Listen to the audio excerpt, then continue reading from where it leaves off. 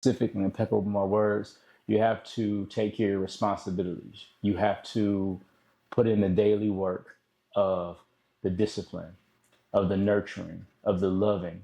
All of those things, all of those traits are what you have to do when you're raising a family, when you're loving on your family. You got to do those things.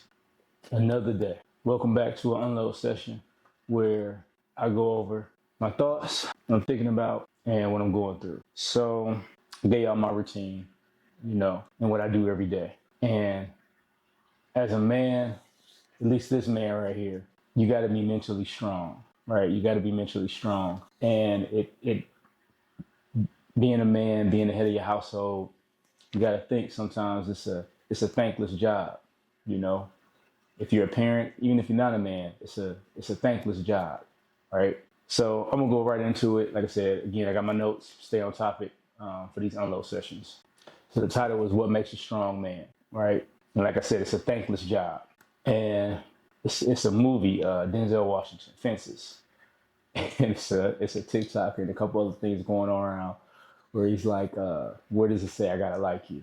You know what I mean? Now I like my kids. I like my family. You know, at times, sometimes you don't like them. You don't like the things they do. And that just comes with the territory. But that doesn't change. You owe them and yourself the responsibility of doing what you got to do, no matter what. Right? You don't get a pat on the back. You don't get the praise sometimes that maybe you feel like you deserve or you want. And this ain't no pity party. It's just something to think about, right? And it goes back to your deep why. You got some people that chose to be parents and some that didn't. But at the end of the day, it's all a choice because you could have gave up your kid. At the end of the day, you could have gave up your kid. There's fathers that have given up their rights, wrong or right. That was their opportunity. That was their right to do that, right? But it says a lot about a man. There's a lot about you when you take on that responsibility. And it is a responsibility. And at the end of the day, when you take that responsibility up, you got a lot of choices to make. And you got a lot of choices that you don't even have a choice to make because you chose to take on that responsibility. All right. So you got to step up and do what you got to do. You got to get up when you don't want to get up. Like right now, this rising, I know I needed to get up just a little bit earlier because my day and what we have planned isn't going to go how it normally does. But I got work to do. I got things I have to accomplish. So again, I talked about filling my cup up.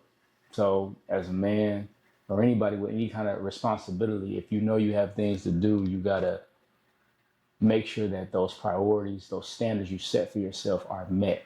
It's no excuses at all. And so I had to get up about 20 minutes earlier than usual to go ahead and do everything I needed to do.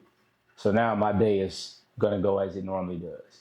So I'll probably go to bed a little earlier, but that's fine because the priority and the standard has been set.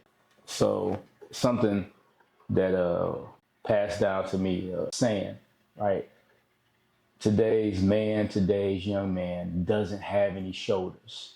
Now that's talking about speaking up, but I paid attention to that a couple days ago.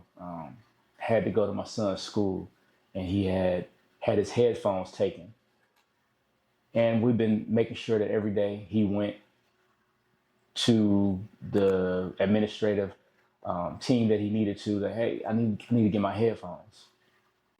And every day it was like, oh, such and such has them. Oh, this teacher has them.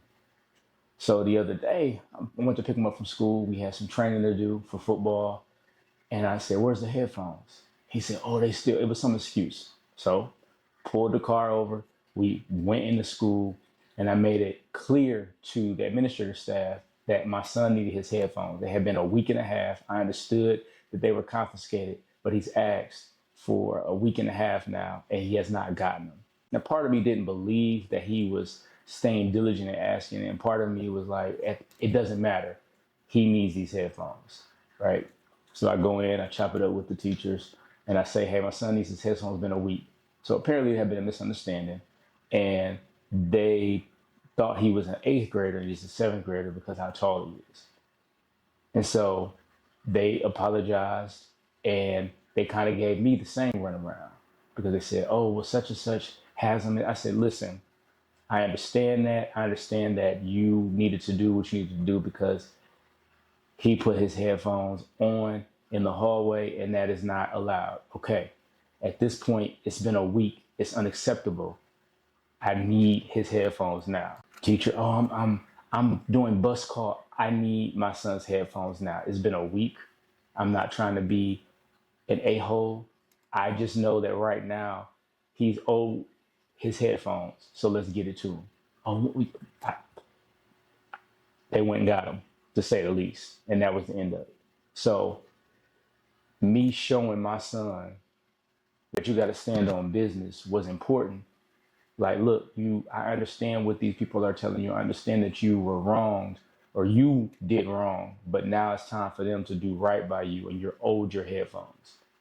So they gave him his headphones back. Too easy, right? So the moral of that story is, that is an example. That is an example of being a man and doing what you got to do no matter what, right? And teaching my son in that moment how to have some shoulders, right? How to have some real shoulders and speak up for what he needed to have. And I made sure I talked to him, explained that no matter what, you get what you're owed. You get what somebody's promised to you. And that's about being a man of your word as well. Because I told him if they weren't going to give him his headphones, that I was going to step in there. And I did. And brings me back to another point of what I'm talking about right now and being strong and why a man has to be strong and how today's society, and it's been going on for a while with like my son with football, people get tryouts, people get trophies for literally just trying out. Like, how do you get rewarded for just trying? You get rewarded by trying yourself and realizing what you failed at or what you succeeded at. And you go back and you do it again, but, at the end of the season, even if you didn't win the championship, these kids get trophies. And I get for a lot of us that are paying parents and you like, oh, I want my kid to get the experience. The experience isn't a winning because just going out here every day and trying is not going to get you anything. And that's why men are weak. Men can be weak. And it's just something to think about, right? Think about that. If you're always giving stuff, if everybody's given a trophy, then it doesn't mean anything. It doesn't mean anything. And that's what's weakening our society. That's what's weakening men. And this is not one of those moments where I'm trying to bash and be a basher of society. And I love the things that I have, the luxuries, all of that. But at the same time, it comes at a cost, so just something to think about. So you got to keep focusing on your mission, right? Whatever that mission is, whatever that goal is, me as a family man, it's my goal to build these blueprints, to build a legacy that's going to be lasting for generations to come, right? So everything I do, I constantly remind myself, and it is deep. It's that deep for me, right? I enjoy everything that I'm doing, everything that I have, but it's that deep, I think about it constantly. I think about it daily. I've spoken and said a lot of things and set a lot of expectations for my family and for myself. Being impeccable with your words is a matter of making sure that you don't say too much, making sure that what you say you mean and what you mean you say. And so with everything that I've set out to do, I'm very clear on my intentions and I won't fail. I'm not going to fail. And when you speak, you got to be very careful of what you're saying. The power of the tongue is powerful. What you speak can come to fruition.